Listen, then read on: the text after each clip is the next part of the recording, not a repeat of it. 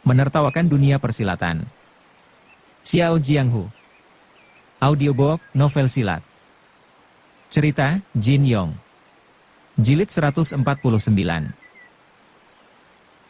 Ren Yingying berdiri merapat pada bahu kiri Ling Huchong. Melihat raut muka gadis itu agak pucat dan menunjukkan rasa takut, perlahan-lahan Ling Huchong merangkul pinggangnya. Mereka melihat orang-orang di dalam gua itu memakai 3 jenis seragam berbeda warna. Setelah diperhatikan dengan seksama, ternyata mereka adalah orang-orang perguruan Songshan, Taishan, dan Hengshan. Di antaranya bahkan terdapat orang-orang tua yang sudah beruban. Jelas sekali di dalam gua ini terdapat banyak tokoh terkemuka dan para sesepuh dari ketiga perguruan tersebut yang ikut hadir. Setelah diperhatikan lagi, ternyata murid-murid perguruan Huashan dan Henshan tidak seorang pun yang berada di dalam situ. Orang-orang ketiga perguruan itu sama-sama memandangi ukiran di dinding dengan seksama, namun mereka tidak bercampur aduk. Masing-masing berdiri di dalam kelompoknya. Orang-orang Songshan memandangi ukiran ilmu-ilmu pedang perguruan Songshan, begitu pula orang-orang Taishan dan Hengshan. Seketika Ling Huchong teringat kepada percakapan keempat murid Hengshan yang ditemuinya di kedai kecil dalam perjalanan tadi. Konon mereka mendapat berita penting dan buru-buru menyusul ke Huashan seolah terdapat harta karun di gunung ini. Ternyata harta karun yang mereka maksudkan adalah gambar-gambar ilmu pedang sakti peninggalan leluhur yang terukir di dinding gua tersebut. Sekilas Ling Huchong memandang ke arah kelompok perguruan Hengshan. Tampak seorang tua kurus berambut putih memandang dinding gua dengan penuh perhatian. Wajahnya sama sekali tidak menunjukkan perasaan apa-apa. Orang tua itu tidak lain adalah Tuan Besar Mo, ketua perguruan Hengshan sendiri. Ling Huchong merasa bingung hendak mendekat ke arahnya untuk menyampaikan salam hormat atau tidak. Tiba-tiba terdengar suara seseorang dalam kelompok perguruan Songshan berteriak gusar, "Hei, kau ini bukan murid Songshan, mengapa kau ikut melihat ukiran di dinding sebelah sini?" Orang yang membentak itu ternyata seorang tokoh tua berseragam kuning. Ia sedang melotot kepada seorang laki-laki jangkung setengah baya, sambil mengacungkan pedangnya ke dada orang itu. Si jangkung mendengus dan menjawab, memangnya aku memandangi ukiran milik perguruanmu? Kau berani menyangkal, damprat orang tua dari Songshan itu. Kau ini berasal dari perguruan mana? Kalau kau hanya mencuri lihat ilmu pedang perguruan Songshan kami, masih bisa dimaafkan. Tapi kau berani pula memandangi cara mematahkan ilmu pedang perguruan kami, ini benar-benar kurang ajar. Serentak 5 orang murid Songshan bergerak mengelilingi si jangkung dengan pedang di tangan masing-masing. Aku sama sekali tidak paham terhadap ilmu pedang kalian yang mengesankan itu. Andaikan aku memandangi ukiran mengenai cara untuk mematahkan ilmu pedang kalian juga tidak ada gunanya, ujar si jangkung berusaha membela diri. Pendek kata, dengan memandangi ukiran dinding di sebelah sini tentu kau punya niat tidak baik pula, jawab si Songshan tua bengis. Si jangkung menyahut, tapi ketua perguruan 5 gunung, Tuan Yu, telah mengundang kita kemari untuk mempelajari berbagai macam ilmu pedang leluhur yang terukir di dinding ini. Beliau tidak pernah membatasi bagian mana yang boleh dilihat dan bagian mana dilarang. Si Songshan tua tetap bersikeras, jelas kau punya maksud tidak baik terhadap perguruan Songshan kami dan hal ini tidak dapat kami biarkan.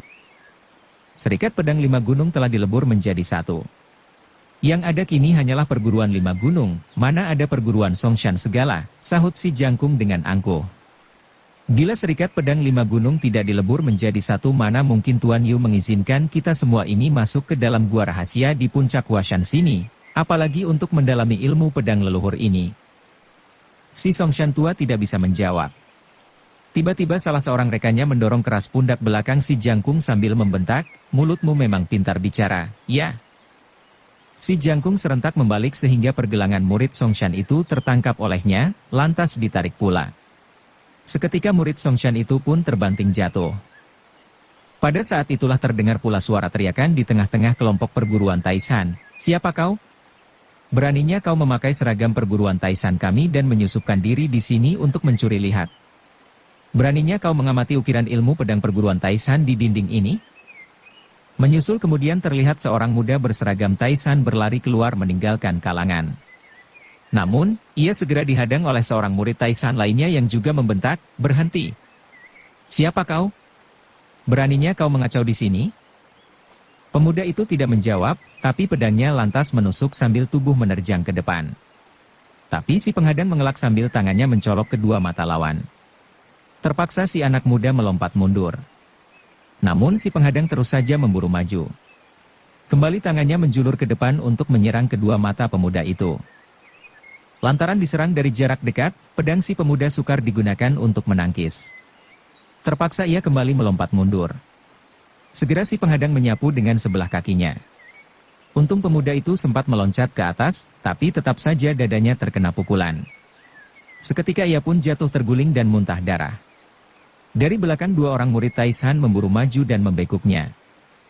Sementara itu, di sisi lain si Jangkung sudah terkepung oleh 4-5 orang murid perguruan Songshan dan sedang diserang dengan gencar. Ilmu pedang si Jangkung terlihat sangat lihai. Ditinjau dari gerakannya, ia jelas bukan orang serikat pedang 5 gunung sendiri. Serentak beberapa orang Songshan yang menonton di pinggir berteriak, "Keparat ini bukan orang serikat pedang 5 gunung kita. Dia adalah mata-mata musuh yang ikut menyusup kemari." Karena terjadi pertempuran di dua tempat, seketika suasana di dalam gua yang tadinya sunyi senyap itu berubah menjadi kacau balau. Dalam keadaan ribut tersebut Ling Huchong berpikir, orang-orang di sini berkumpul atas undangan guru, pasti bukan untuk tujuan yang baik. Aku harus mencari Paman Mo dan memintanya untuk memimpin orang-orang Hengshan meninggalkan gua ini. Mengenai ilmu pedang Hengshan yang terukir di sini dapat kuceritakan pada beliau lain kali. Segera ia pun menyelinap maju ke arah kalangan perguruan Hengshan. Namun, baru beberapa langkah saja, tiba-tiba terdengar suara gemuruh keras laksana gugurnya batu-batuan gunung yang sangat dahsyat. Banyak di antara orang-orang itu yang menjerit ngeri dan ketakutan. Ling Huchong terkejut. Dengan cepat ia berputar balik. Dilihatnya debu pasir bertebaran di dalam gua. Ia tidak berpikiran untuk mencari Tuan Besar Mo lagi. Yang perlu segera didatanginya saat ini adalah Ren Yingying. Akan tetapi, suasana telah berubah menjadi sangat kacau.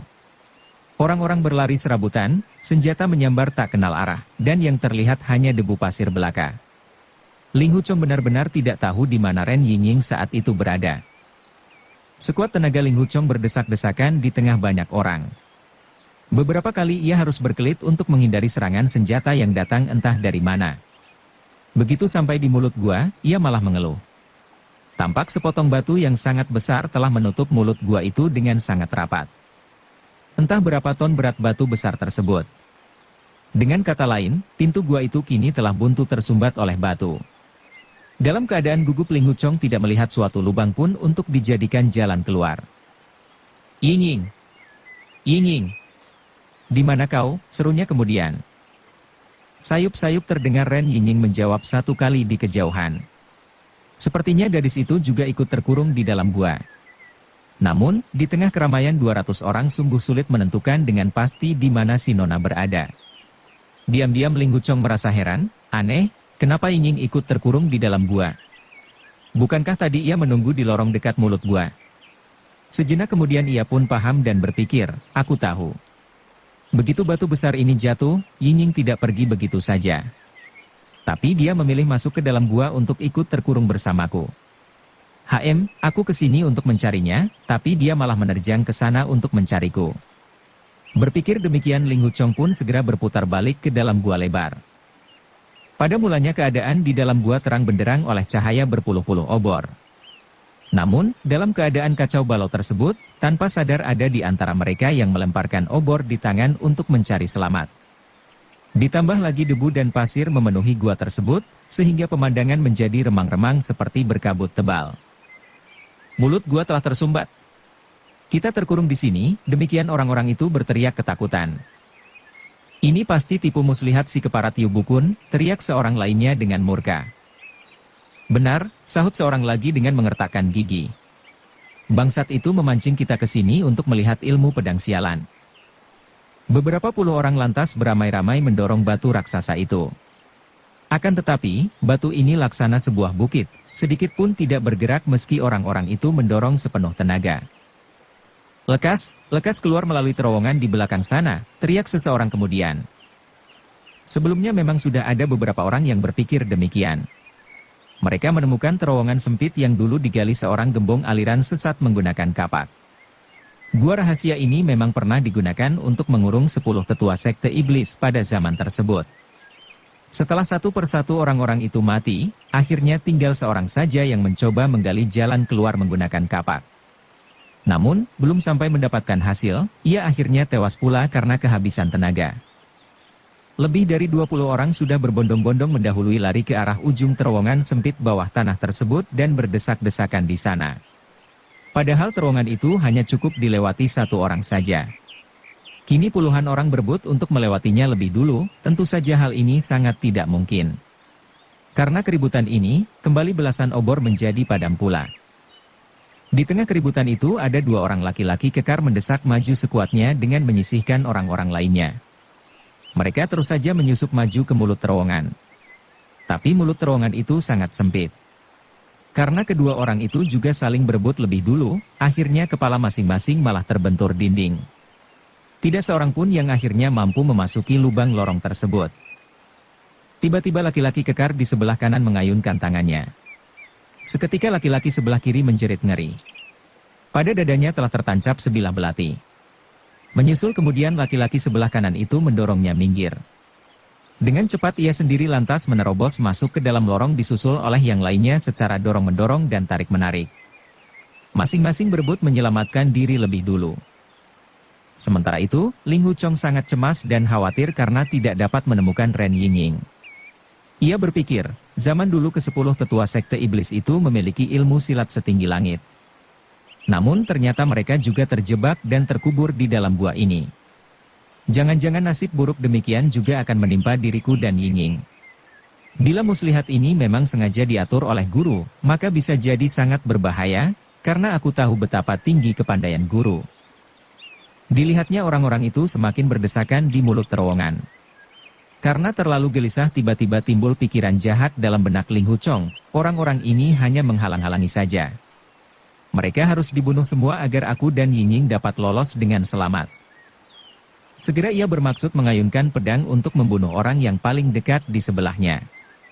Tiba-tiba dilihatnya seorang pemuda menjambak-jambak rambut sendiri dengan badan gemetar dan wajah pucat pasi. Sepertinya pemuda itu sangat takut mati.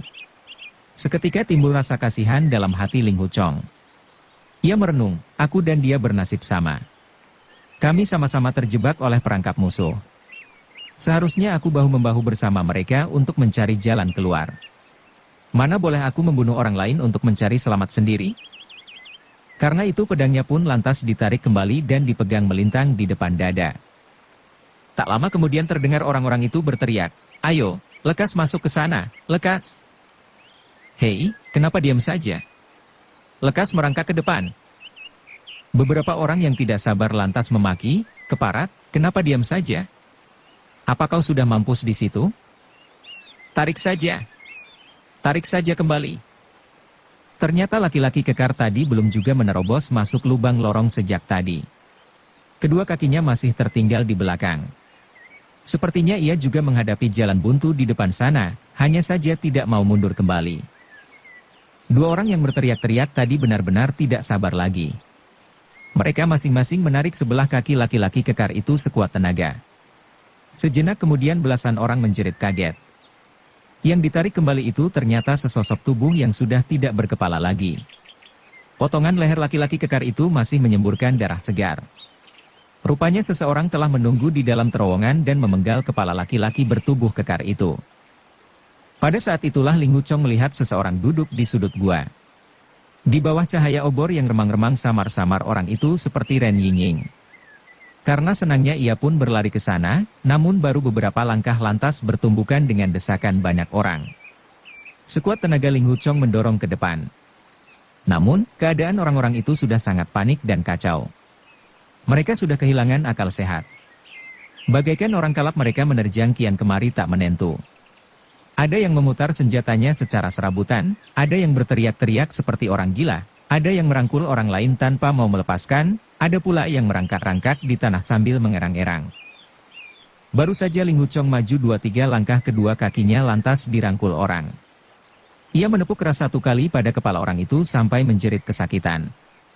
Namun, bukannya melepaskan tangan, orang itu bahkan memeluk lebih kencang. "Lepaskan! Kalau tidak akan kubunuh kau," bentak Ling Huchong. Mendadak betisnya terasa sakit, rupanya karena digigit orang itu. Terkejut dan gusar hati Ling Huchong dibuatnya. Dilihatnya keadaan orang-orang itu sudah semakin gila. Obor di dalam gua semakin sedikit pula. Kini yang menyala hanya tinggal 2 obor saja, lebih-lebih tergeletak di tanah. Ambil obor itu, lekas, seru Ling Huchong. Namun, seorang pendeta gemuk terbahak-bahak sambil mengangkat sebelah kakinya. Seketika salah satu obor itu pun diinjaknya hingga padam. Tanpa pikir lagi Ling Huchong mengangkat pedangnya. Sekali tebas ia pun memenggal kepala orang yang memeluk kedua kakinya itu. Tiba-tiba pandangannya menjadi gelap. Rupanya api obor yang terakhir pun sudah padam pula. Begitu semua obor padam, suasana di dalam gua menjadi sunyi. Semuanya kebingungan oleh perubahan yang mendadak ini. Sekejap kemudian, keributan kembali terjadi. Orang-orang itu kembali berteriak-teriak dan menjerit-jerit seperti orang gila. Diam-diam Ling Huchong, hari ini rasanya tidak ada lagi kesempatan untuk bisa keluar dengan selamat. Tapi untungnya, aku bisa mati bersama Ying, karena berpikiran demikian, hatinya tidak lagi merasa takut, tapi malah berbalik senang. Perlahan-lahan ia mencoba maju menuju ke tempat Ren Ying tadi berada. Namun, baru beberapa langkah, mendadak dari samping ada orang berlari dan menabraknya dengan keras. Rupanya tenaga dalam orang ini sangat kuat. Tumbukannya yang keras membuat Ling Huchong terdorong mundur dan hampir jatuh terduduk. Untung ia masih sempat menahan diri dan memutar kembali.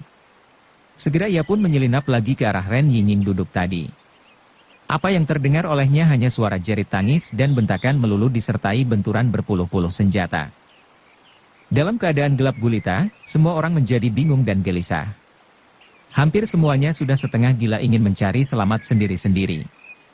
Beberapa di antara mereka memang tokoh sepuh yang berpengalaman dan bisa berpikir panjang. Namun, menghadapi sambaran senjata orang lain yang sedang kalap, mau tidak mau mereka terpaksa harus mengangkat senjata untuk menjaga diri. Maka itu yang terdengar hanya suara benturan senjata yang nyaring dan jeritan ngeri tak terputus-putus. Menyusul kemudian ada orang merintih kesakitan dan mencaci maki, jelas banyak di antaranya yang terluka oleh serangan membabi buta kawan sendiri.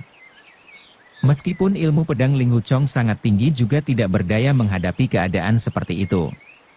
Setiap saat ia pun bisa terluka oleh serangan yang sukar diketahui dari mana datangnya. Tiba-tiba pikirannya tergerak. Segera ia pun mengangkat pedang dan memutarnya dengan kencang untuk melindungi tubuh bagian atas. Selangkah demi selangkah ia bergeser mendekati dinding gua. Asalkan dinding gua bisa teraba, ia merasa lebih aman. Dengan berjalan merapat di dinding tentu ia akan lebih terhindar dari bahaya-bahaya yang mengancam. Apabila merambat di dinding sedikit demi sedikit tentu juga bisa secepatnya bergabung dengan Ren Ying di sebelah sana. Malapetaka di Gua Mauk. Jarak antara tempat Ling Huchong berdiri dengan dinding gua sebenarnya hanya belasan meter saja. Akan tetapi, karena terhalang oleh hujan sambaran senjata yang bertubi-tubi, terpaksa ia harus berhati-hati kalau tidak mau lekas-lekas kehilangan nyawa. Jika aku mati terkena pedang seorang tokoh persilatan papan atas rasanya masih berharga, pikirnya kemudian. Tapi keadaan seperti sekarang ini sungguh gawat. Bisa jadi aku mati secara mendadak tanpa mengetahui siapa dan bagaimana musuh menyerang. Bisa jadi yang membunuhku hanyalah seorang jago kelas kambing. Menghadapi keadaan seperti ini, sekalipun pendekar dugu hidup kembali juga akan mati akal dan tidak berdaya. Teringat kepada Dugu Qiubai, sang pencipta ilmu sakti 9 pedang dugu, seketika pikiran Ling Huchong menjadi terang. Benar sekali.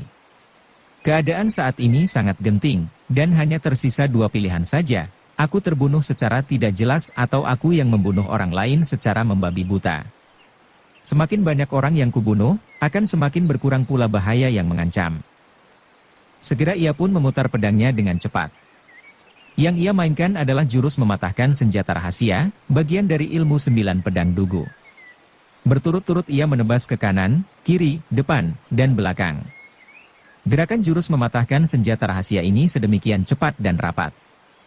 Sekalipun terjadi hujan panah menerjang juga sulit untuk mengenai tubuhnya. Begitulah, sekali pedangnya bergerak, segera diikuti suara jeritan beberapa orang di dekatnya. Sampai pada akhirnya pedangnya kembali menusuk tubuh seseorang. Namun, dari suara jeritannya yang tertahan, sepertinya yang tertusuk kali ini seorang perempuan. Seketika Ling Huchong pun terkejut. Tangannya menjadi lemas dan pedang hampir-hampir terlepas dari genggaman. Jangan-jangan dia Yingying. Apakah aku telah membunuh Yingying? Demikian hatinya bertanya-tanya. Perasaannya kembali gelisah, dan ia pun berteriak, Yingying! Yingying! Apakah kau Yingying? Akan tetapi, perempuan itu sudah tidak bersuara lagi. Sebenarnya Ling Huchong sangat hafal suara Ren Yingying. Namun, karena suasana di dalam gua sedemikian kacaunya, hiruk-pikuk, serta riuh bergemuruh, sementara jeritan perempuan tadi juga sangat pelan, membuat Ling Huchong sulit untuk membedakannya. Karena perasaannya juga sangat cemas, ia menjadi agak linglung dan merasa suara itu seperti suara kekasihnya. Kembali ia memanggil beberapa kali dan tetap tidak mendapatkan jawaban. Ia lantas berjongkok untuk meraba tanah. Tak disangka, entah dari mana datangnya, tiba-tiba pantatnya ditendang orang. Seketika tubuhnya pun terpental ke depan. Selagi ia melayang di udara, tahu-tahu paha kirinya terasa sakit pula. Rupanya ia baru saja terkena sabetan cambuk seseorang. Sesaat kemudian kepala Ling Huchong pun membentur dinding batu. Untung sebelumnya ia sempat melindungi dengan tangan kiri. Jika tidak, mungkin kepalanya itu sudah pecah. Meskipun demikian, baik kepala maupun tangan, paha serta pantat, semua terasa sakit dan nyeri, serta tulang-tulangnya terasa remuk redam pula. Setelah menenangkan diri, kembali ia berseru memanggil, Yingying! Yingying! Namun, tetap tak terdengar suatu jawaban. Sebaliknya, ia mendengar suaranya sendiri terasa serak seperti suara orang merintih dan menangis tanpa air mata. Tak terlukiskan betapa cemas dan sedih rasa hatinya. Dalam keadaan bingung tiba-tiba ia berteriak, aku telah membunuh Yingying! Aku telah membunuh Yingying! Dengan kalap ia memutar pedang dan menerjang maju. Kontan beberapa orang jatuh terguling menjadi korban. Di tengah suara yang ribut itu, tiba-tiba terdengar suara petikan kecapi sebanyak 2 kali. Meskipun suara kecapi ini sangat lirih dan tenggelam dalam riuh gemuruhnya teriakan banyak orang, namun dalam pendengaran Ling Huchong benar-benar bagaikan halilintar menggelegar yang menggetarkan perasaannya. Yingying! Yingying! Ia berteriak dengan sangat gembira. Karena terdorong perasaan, ia pun bermaksud menerjang ke arah suara kecapi tersebut. Namun, segera ia sadar bahwa tempat suara kecapi itu jaraknya tidak dekat. Untuk mendekati tempat yang berjarak hanya belasan meter itu rasanya jauh lebih berbahaya daripada berkelana ribuan kilo di dunia persilatan. Suara kecapi itu jelas dipetik oleh Ren Yingying. Mendengar itu Ling Huchong berpikir, Yingying masih selamat. Aku tidak boleh menempuh bahaya dan mati konyol begitu saja. Bila harus mati biarlah kami berdua mati bersama bergandeng tangan. Dengan demikian tentu tidak akan menyesal sampai di alam sana. Segera Ling Huchong mundur 2 langkah sehingga punggungnya merapat pada dinding gua. Begini lebih aman, pikirnya. Tiba-tiba terasa ada angin tajam menyambar. Rupanya seseorang sedang memutar senjata menerjang di depannya.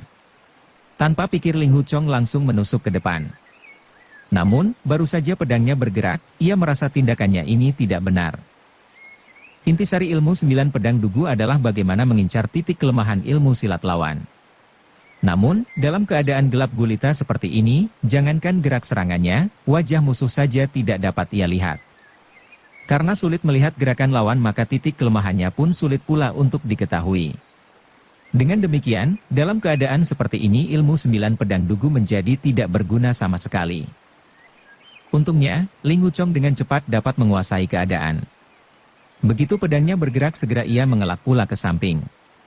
Benar juga, segera ia mendengar suara tusukan yang keras, disusul suara benturan dan jeritan ngeri. Dapat diduga senjata si penyerang itu lebih dulu menusuk dinding, kemudian patah dan menancap pada tubuhnya sendiri. Sejenak Ling Huchong tertegun. Ia menduga orang itu tentu sudah mati karena tidak mengeluarkan suara lagi. Ia berpikir, dalam keadaan gelap gulita seperti ini, setinggi apapun ilmu silatku juga tidak berbeda dengan para jago silat kelas kambing. Terpaksa aku harus bersabar menunggu kesempatan untuk bergabung dengan Yingying.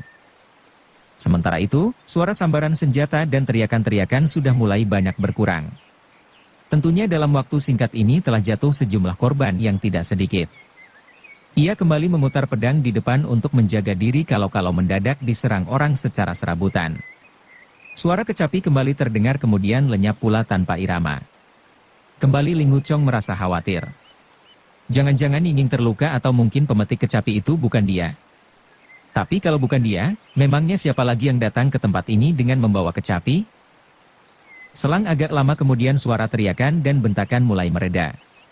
Namun, di atas tanah tidak sedikit orang yang merintih-rintih dan mencaci maki. Terkadang masih juga ada suara benturan senjata dan suara bentakan yang timbul dari tempat dekat dinding. Sepertinya banyak pula yang berdiri merapat dinding sehingga dapat menyelamatkan diri. Tentu orang-orang ini termasuk tokoh terkemuka yang cerdas dan berpikiran panjang. "Yinging, di mana kau?" seru Ling Huchong. Kembali terdengar suara kecapi berbunyi dari arah depan seolah memberi jawaban. Tanpa pikir lagi Ling Huchong lantas melompat ke arah itu. Ketika kaki kirinya menyentuh tanah terasa menginjak sesuatu yang lunak. Ternyata tubuh seseorang telah diinjaknya. Seketika angin tajam pun menyambar. Rupanya senjata seseorang telah menyerang ke arahnya. Untungnya, tenaga dalam Ling Huchong sangat tinggi sehingga menambah kepekaannya. Meski serangan lawan tidak dapat dilihat, namun ia dapat merasakan tepat pada waktunya sehingga sempat melompat kembali ke tempat semula. Ia berpikir, di atas tanah penuh bergeletakan banyak orang. Ada yang sudah mati, ada yang hanya terluka. Sungguh sukar untuk dilewati begitu saja. Terdengar pula suara angin menyambar kian kemari. Rupanya orang-orang yang berdiri merapat dinding sedang memutar senjata masing-masing untuk menjaga diri. Dalam sekejap kembali beberapa orang roboh di tanah, entah tewas atau hanya terluka. Tiba-tiba terdengar suara seorang tua berseru, "Wahai kawan-kawan, dengarkan dulu kata-kataku. Kita sama-sama terjebak oleh tipu muslihat Yubukun. Menghadapi bahaya seperti ini kita harus bersatu padu untuk mencari selamat. Tidak boleh memutar senjata dan saling bunuh kawan sendiri."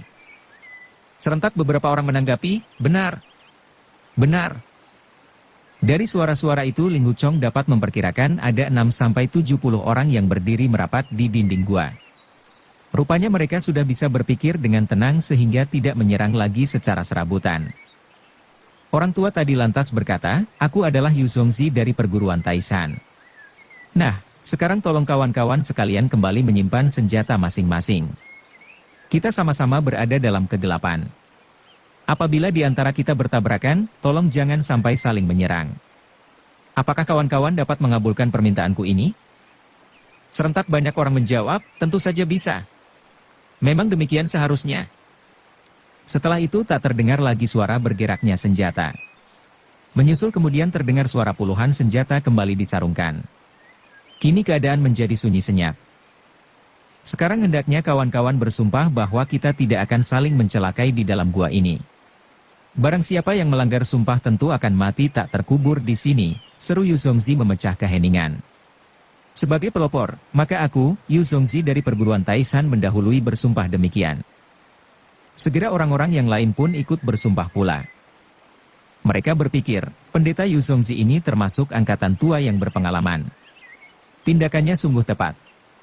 Kalau kita bersatu padu mungkin masih ada harapan untuk keluar dengan selamat.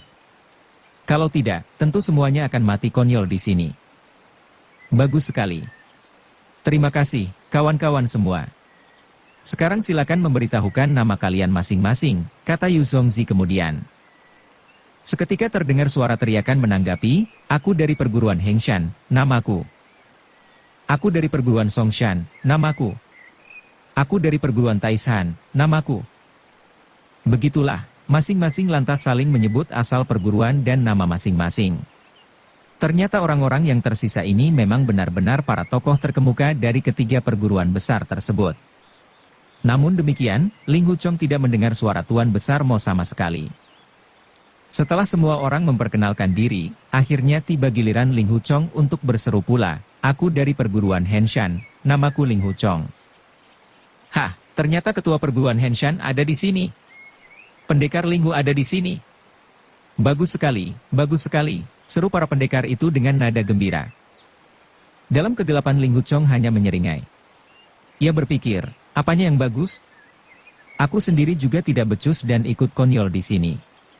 Namun, ia segera paham bahwa para kesatria itu sangat kagum terhadap ilmu pedangnya yang teramat tinggi. Dengan keberadaannya di dalam gua seolah menambah harapan bagi mereka untuk bisa lolos dengan selamat. Tiba-tiba Yu Zongzi bertanya, izinkan aku bertanya kepada Ketua Linghu, mengapa dari perguruan Henshan hanya kau seorang yang datang kemari? Pendeta tua ini memang sangat berpengalaman.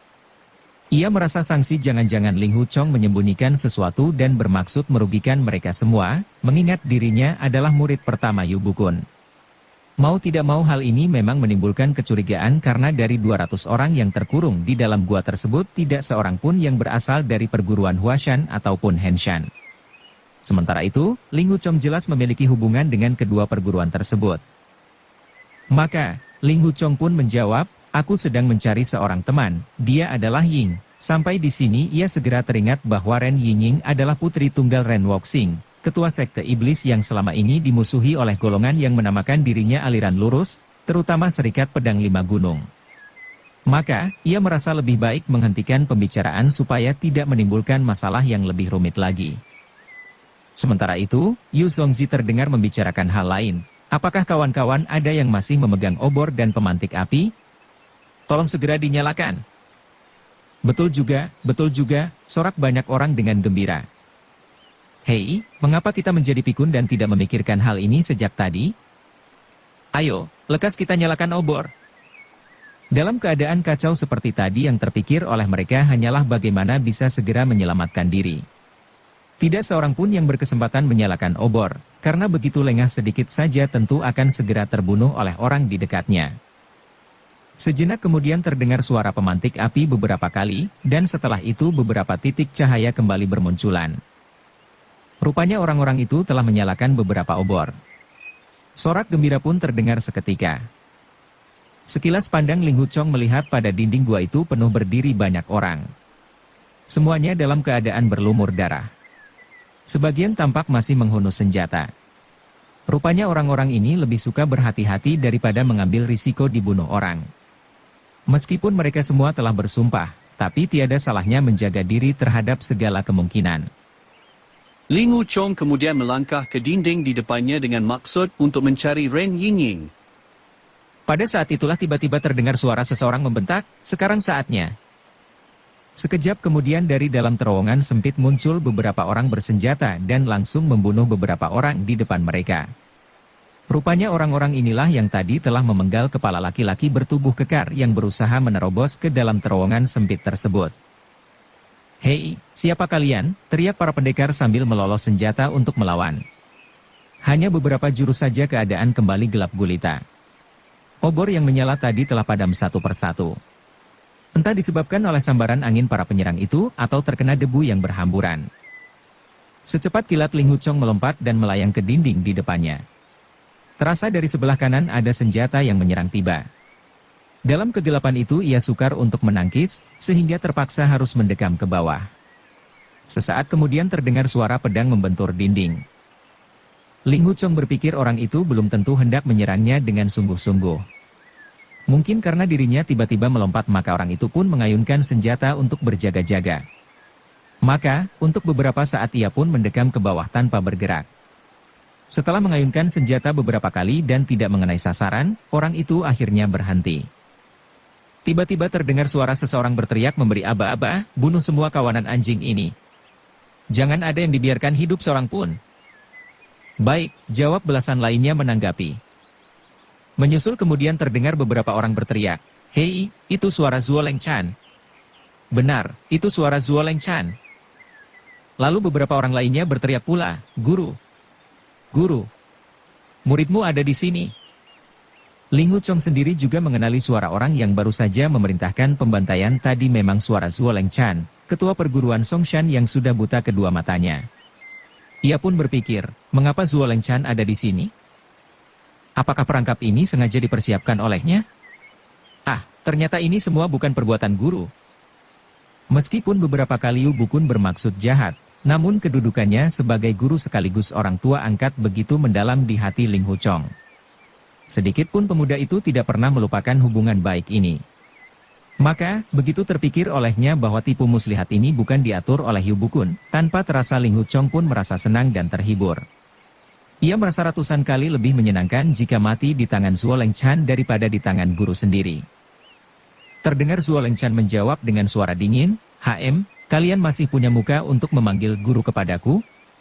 Tanpa meminta izin lebih dulu, kalian berani datang ke puncak Huashan ini. Perbuatan kalian yang durhaka dan lancang ini mana mungkin dapat kuampuni? Dalam perguruan Songshan mana boleh ada murid murtad macam kalian?" Salah seorang menjawab dengan suara lantang, "Guru, di tengah jalan kami mendengar kabar bahwa di gua puncak Huashan ini terdapat ukiran jurus-jurus ilmu silat peninggalan leluhur kita. Kami khawatir apabila pulang dulu ke Songshan untuk melapor kepada guru tentu memakan waktu terlalu lama, dan mungkin ukiran di dinding telanjur sudah dihapus orang. Karena itulah kami cepat-cepat memburu kemari. Kami bermaksud bila sudah melihat semua ilmu pedang perguruan Songshan yang terukir di sini, maka kami akan segera pulang untuk melapor kepada guru. HM, kalian tahu aku sudah buta, dan kalian mengambil keuntungan dari cacatku ini?" "Hah?" sahut Zuo Lengchan bengis. "Aku tahu kalian mengira diriku ini sudah tidak berguna lagi. Nanti apabila sudah berhasil mempelajari ilmu pedang bagus tersebut, memangnya kalian masih mau menganggapku sebagai guru? Aku juga tahu kalian telah bersumpah setia lebih dulu kepada Yu Bukun, karena hanya dengan begitu barulah dia mengizinkan kalian melihat ukiran ilmu silat di sini. Bukan begitu?" Benar. Kami memang pantas mati," sahut si murid Songshan. "Namun, kami terpaksa melakukannya. Bagaimanapun juga kelima perguruan telah dilebur, dan Yu Bukun telah dilantik sebagai ketua. Mau tidak mau kami harus tunduk kepada perintahnya. Tapi itu hanyalah siasat belaka. Kami berniat akan membangkitkan kembali kejayaan perguruan Songshan di bawah bimbingan guru." "Guru, sungguh tidak disangka bangsat itu telah menjebak kami di sini," sambung seorang lainnya. "Mohon bebaskanlah kami dari sini. Pimpinlah kami untuk mencari keparat Yu Bukun dan membalas sakit hati ini kepadanya." "HM, enak sekali cara berpikirmu itu," sahut Zuo Lengchan mencibir.